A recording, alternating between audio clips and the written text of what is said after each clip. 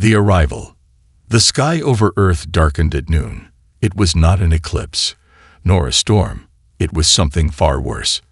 The alien ships came without warning, massive and silent, blocking out the sun. People in cities around the world stopped in their tracks, staring at the sky in horror. The ships were smooth, dark, and endless. No one knew where they had come from. No signals, no warnings, just shadows that swallowed the sky. Then, a voice. It was not spoken.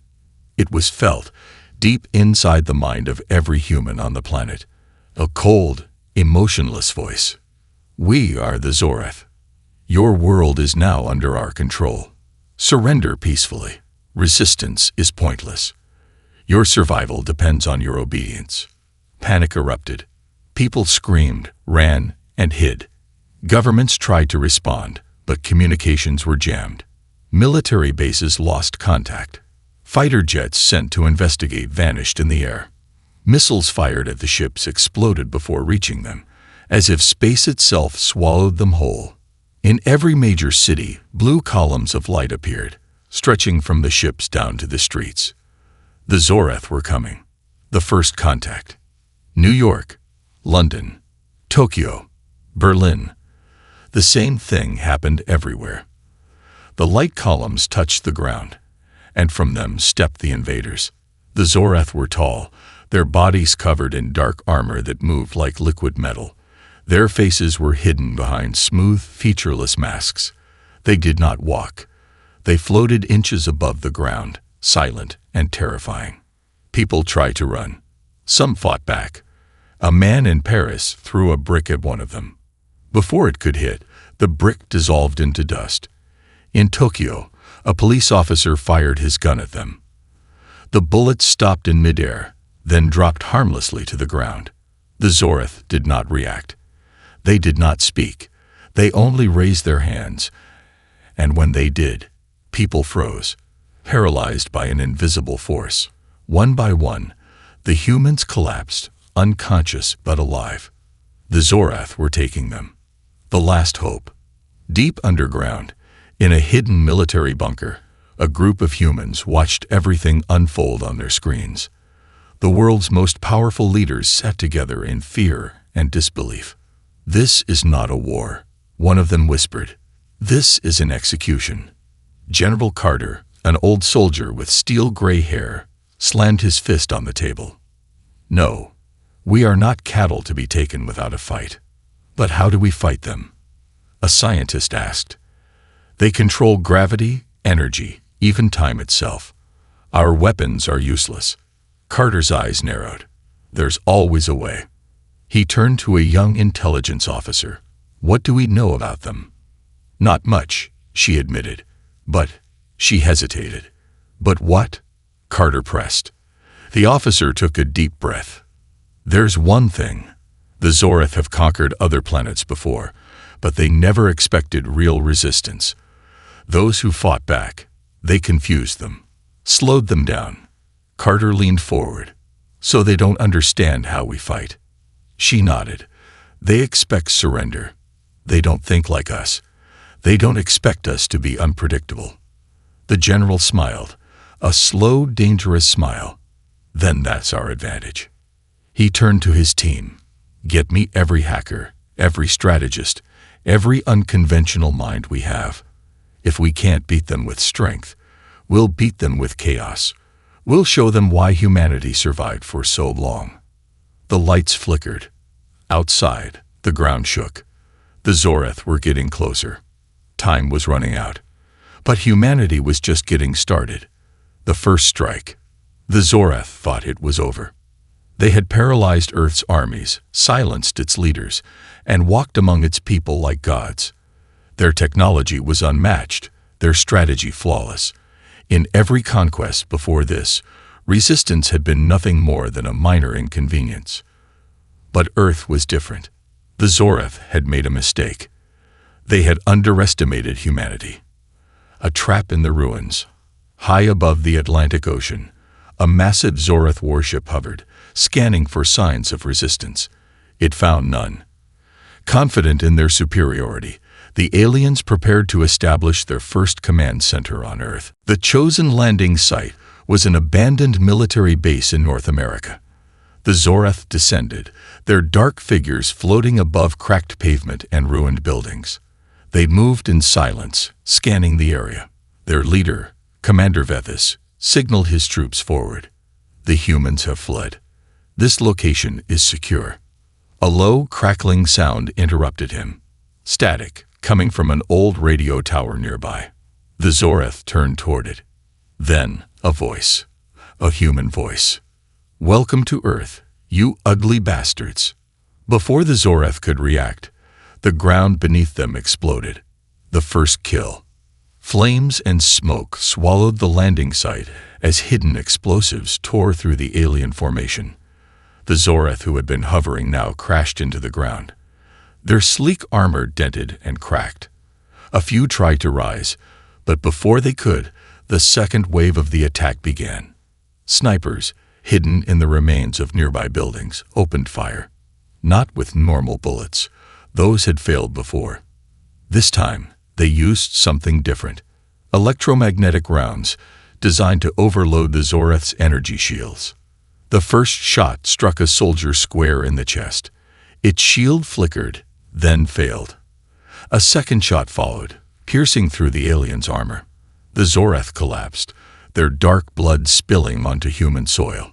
For the first time in their history, they had lost one of their own. Commander Vethis, wounded but alive, stared in shock. The humans had killed a Zorath. This was not how things were supposed to go. The unexpected enemy. Deep underground, in a secret bunker miles away, General Carter watched everything unfold through a live drone feed. His team of resistance fighters cheered. It wasn't much, but it was something. "Good work," Carter said, his voice calm. "Now fall back before they regroup." The snipers disappeared into the ruins, leaving behind only the burning wreckage of the landing site. The Zorath, for all their strength, had not expected such an attack. That was their weakness. They thought in straight lines, in predictable patterns. But humanity was chaos, and chaos was about to tear them apart. The Zorath's response.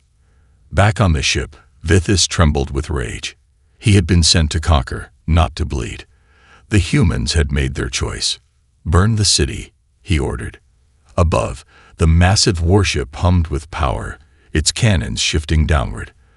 The sky turned red as the first energy blasts rained down. Buildings crumbled. Streets melted. The Zorath did not take failure lightly.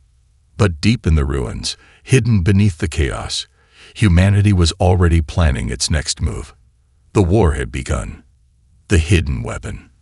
The Zorath believed they had regained control. After the surprise attack at the landing site, they unleashed their wrath on Earth's cities, reducing entire blocks to smoldering ash. Their warships hovered like vultures over the planet, ready to strike down any flicker of resistance. But far beneath the ruins, where alien eyes couldn't see, humanity had discovered something the Zorath never expected. It wasn't a weapon made by human hands. It was older, much older, and it terrified the Zorath. The prisoner's secret. In a dim, underground bunker somewhere in the Appalachian Mountains, a captured Zorath soldier sat shackled to a steel chair. The alien's armor was scorched from the earlier ambush, its dark, glassy eyes reflecting nothing but cold hate. Across from it sat Dr. Eliza Monroe, a brilliant linguist and cryptographer. She wasn't a soldier, but she had something even more valuable: curiosity. For hours, they had tried to communicate. The alien refused to speak, until now. "You think you can win," the Zorath finally hissed in a voice like grinding metal. "You cannot imagine what you are up against." Eliza leaned forward, her eyes sharp. "Then why are you afraid?" The alien's expression shifted, almost imperceptibly. A flicker of something. "Fear. You found it," the Zorath whispered. "The thing buried beneath your world. You don't know what you're playing with." Eliza's heart pounded. What thing? But before she could press for more, alarms blared through the bunker. The Zorath were coming. The artifact. Meanwhile, deep in the Nevada desert, a team of scientists and soldiers stood around a massive underground chamber, staring at what they had uncovered. It was a sphere, smooth, metallic, and pulsing with a faint, eerie light. It wasn't human, but it wasn't Zorath either. General Carter arrived, his face grim. "What the hell is this?" Dr. Chen, the lead scientist, shook his head. "It was here long before us. We found references to it in ancient texts. The Egyptians, the Sumerians, they all knew something was buried here, but they didn't know what." Carter frowned. "And the Zorath? They're scared of it," Chen replied quietly. "Whatever this is, it's more powerful than them." Carter's eyes narrowed. "Then we're going to use it. The risk." But using the artifact wasn't that simple. Dr. Chen explained the dangers. "This isn't just a weapon. It's a force we don't understand. If we activate it wrong, it could destroy the entire planet." Carter's jaw clenched. "And if we don't?" Chen didn't answer. He didn't have to. The Zorath wouldn't stop until Earth was nothing but dust. The choice was clear. They had to take the risk. A glimpse of power. As the team prepared to activate the artifact, strange things began to happen. Machines malfunctioned. Gravity shifted. People felt whispers in their minds, voices from something ancient, something beyond comprehension. But when they finally powered it up, the result was immediate. A pulse of energy shot out from the sphere, invisible to the naked eye, but felt across the entire planet. For a moment, every Zorath ship in orbit flickered, their systems glitching.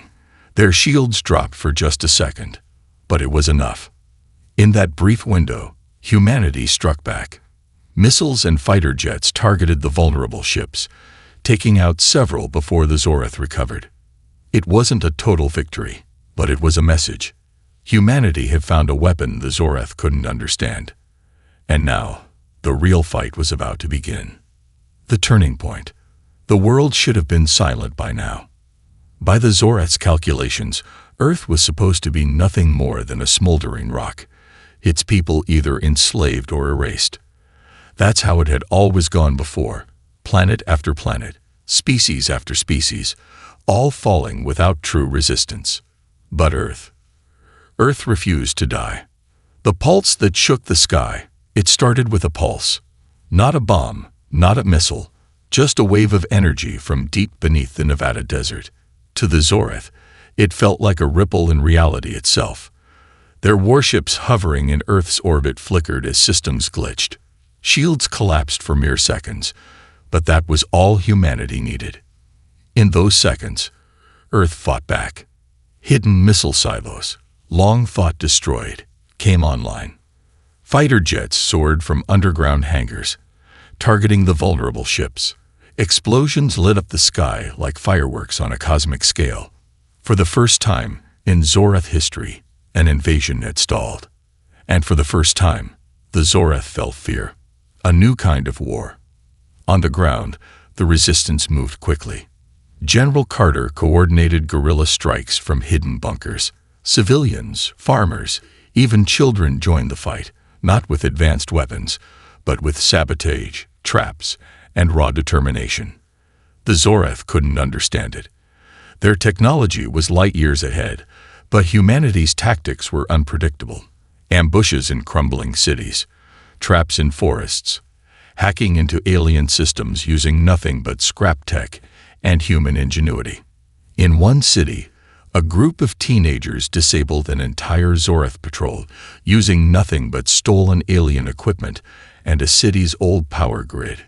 In another, a single hacker in a basement brought down an entire warship's navigation system, causing it to crash into the ocean. The Zorath expected organized armies. They expected logic. But Earth gave them chaos. The artifact awakens, while the resistance fought above, deep underground. The artifact humanity had discovered began to change. Dr. Chen and his team watched as it pulsed with new energy, responding not to machines, but to the emotions of the people above. Fear, anger, hope. "It's alive," Chen whispered, staring at the glowing sphere. It's reacting to us. General Carter didn't care how it worked. All he cared about was using it. Can we make it stronger? He asked. Chen hesitated. Yes, but the more we use it, the more unstable it becomes. We don't know what it's capable of. Carter's eyes were cold. If we don't use it, we won't live long enough to find out. The Zorath strike back. Realizing they were losing control, the Zorath changed their strategy. They no longer aimed to conquer. They aimed to destroy. They launched their deadliest weapon, the Harbinger, a massive warship designed to wipe out entire civilizations in a single strike. It hovered above Earth, gathering energy for a blast that would burn the planet to ash. But humanity wasn't done yet. With the artifact's power growing, and the Resistance learning the Zorath's weaknesses, Earth prepared for one final stand. The odds were impossible, but humanity had something the Zorath could never understand: the will to fight until the very last breath. And that made all the difference. The betrayal. Victory was within reach. For the first time since the Zorath darkened Earth's skies, humanity believed they could win. The alien warships were faltering. The artifact buried beneath the Nevada desert pulsed with unstoppable energy, and resistance fighters across the world struck blow after blow. But just when hope burned brightest, it was nearly extinguished. Because the deadliest enemy wasn't the Zorath. It was one of us. The General's deal. Deep inside the fortified bunker beneath Washington, D.C., General Marcus Hale paced the war room, his sharp eyes fixed on the holographic map displaying the Zorath fleet. Hale had once been a decorated hero, a man trusted to protect humanity at all costs. But war changes people. And Hale, he saw the writing on the wall. When the encrypted message from the Zorath arrived, offering him power in exchange for surrender, something inside him snapped. Why fight a losing battle?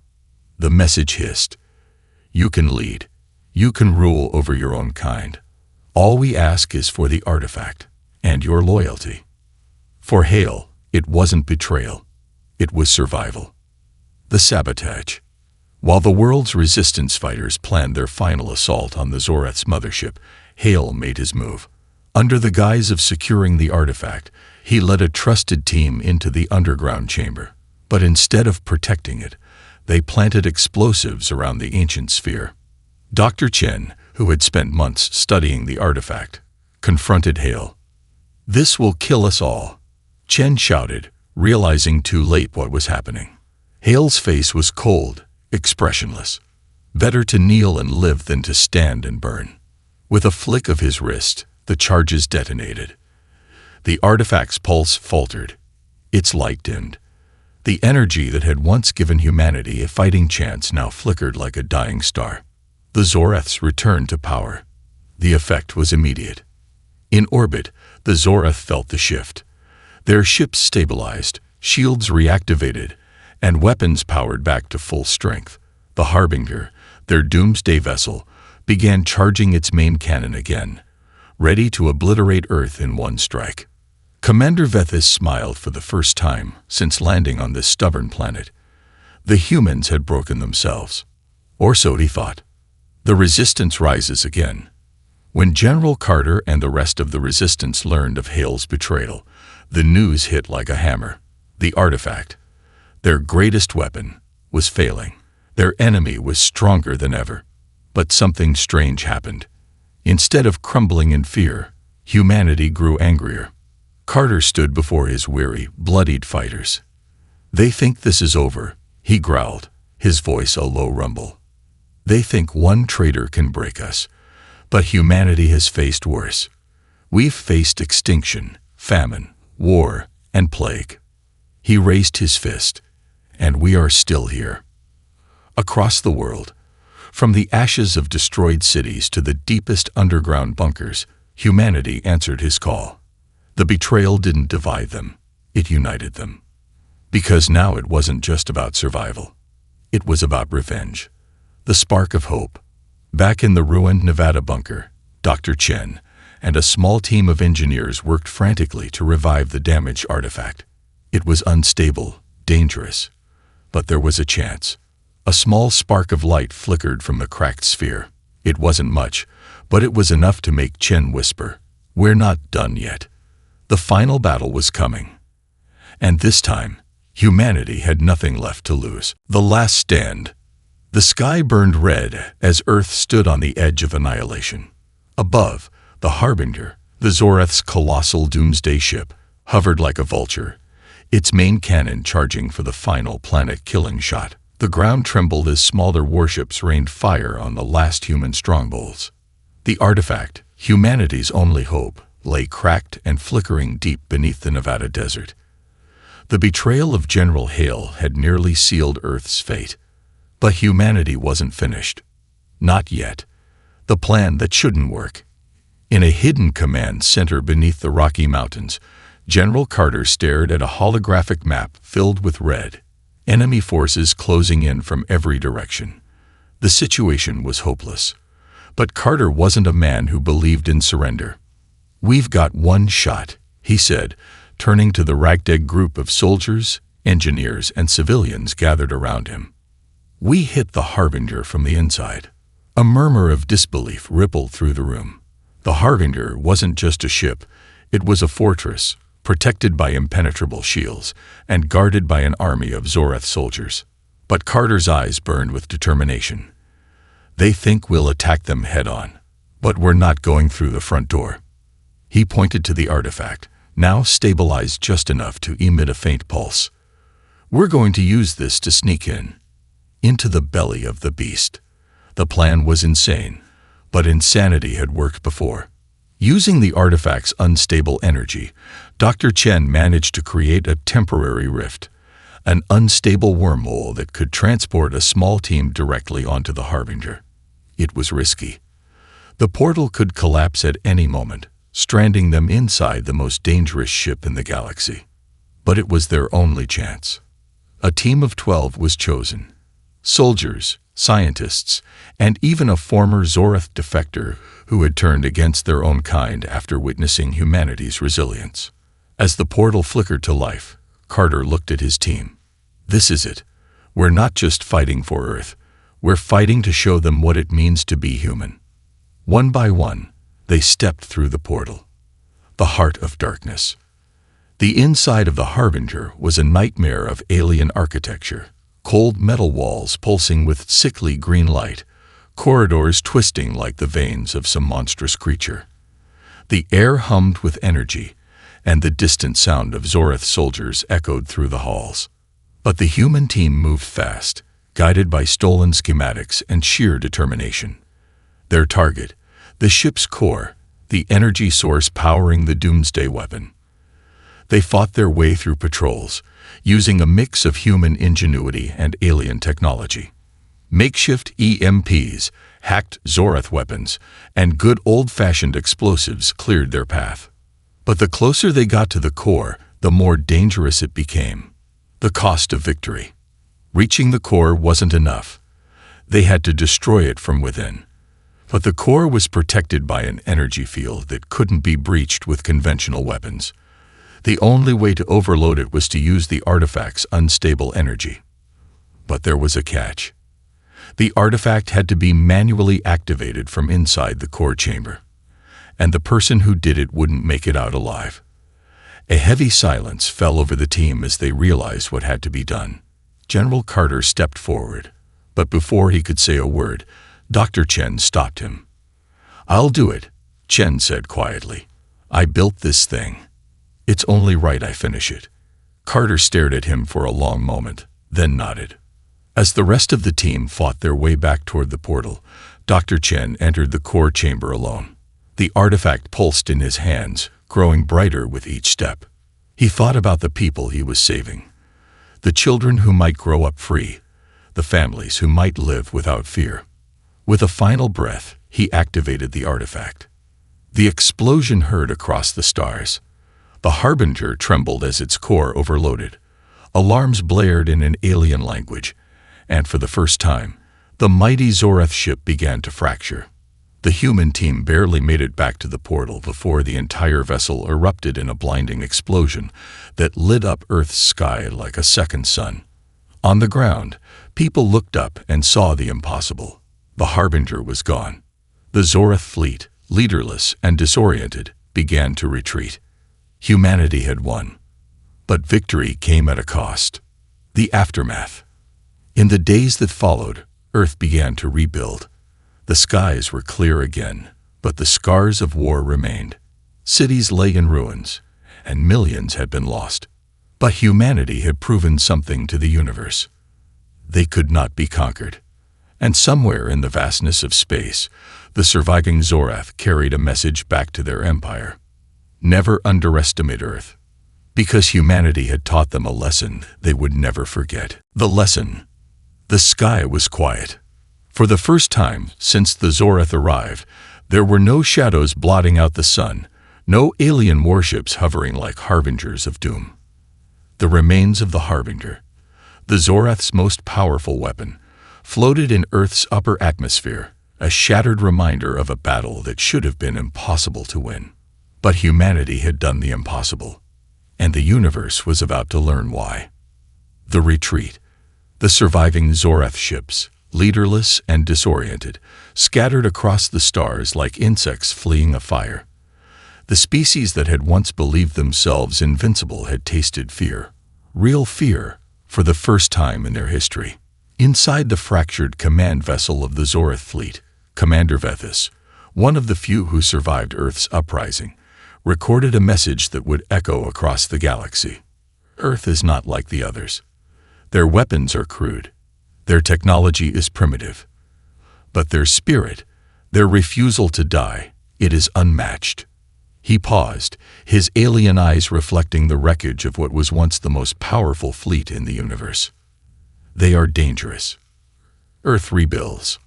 On the ground, humanity stood amidst the rubble of their cities, not as victims, but as survivors. The cost of victory had been high. Millions were gone. Entire nations were scared beyond recognition. But from the ashes rose something stronger. Communities that once warred with each other now shared food and shelter. Borders that had divided countries for centuries were ignored as people worked together to rebuild. Soldiers, scientists, and civilians all stood side by side, united by the memory of a fight they never should have won. In Nevada, a statue was erected, not of a soldier, but of Dr. Chen, the man who had sacrificed himself to activate the artifact and destroy the Harbinger. At its base were simple words carved into stone. For those who fought not because they had to, but because they chose to. The message to the stars. But Earth wasn't content with survival.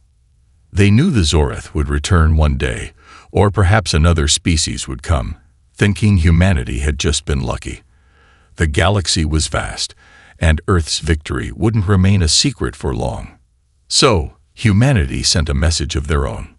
Broadcast from the rebuilt communication centers, it echoed across the stars in every language known to man, and even some borrowed from the Zorath. To those who seek to conquer us, we are humanity. We are flawed, fragile, and often divided. But when threatened, we stand together. We don't just fight for survival. We fight for freedom. If you come for us, be prepared to learn the same lesson the Zorath did. Humanity does not kneel. We rise. The lesson the universe won't forget. Light years away, on distant planets, alien species listened to Earth's message with a mix of awe and fear. The Zorath Empire, once seen as the ultimate power in the galaxy, had been humbled, not by superior technology, but by human willpower, ingenuity, and the refusal to surrender. In the Zorath homeworld, their leaders debated their next move. Revenge seemed logical, but the memory of Earth's defiance burned too brightly. The Zorath had conquered hundreds of worlds, but Earth had conquered their fear. And that was a lesson they would never forget. The final word. Years passed, and Earth rebuilt itself into something greater than it had ever been. But the scars of the invasion remained, not as wounds, but as reminders of what humanity could overcome. The Zorath never returned. But Earth was ready if they did. Because now, humanity knew what it was capable of. And the universe knew it too. And in the silence that followed, one truth remained clear.